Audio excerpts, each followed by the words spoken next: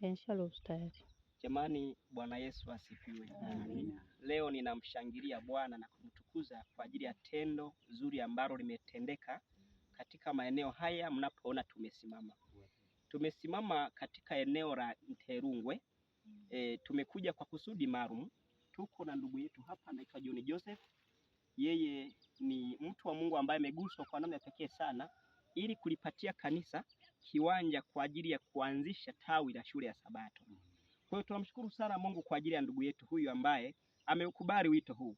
Na baadhi ya watu hawa mnaowaona ndio ambao hivi karibuni tutakuja kuanzisha tawi la shule ya Sabato. Naomba nione washiriki watakao kuwa washiriki wa shule ya tawi ya shule ya Sabato mahali hapa, tunyoshe mikono hivi. Wale ambao mtakuja kuunda tawi la shule ya Sabato, hawa ni baadhi ya waliokuja na wengine wakingali wako nyumbani.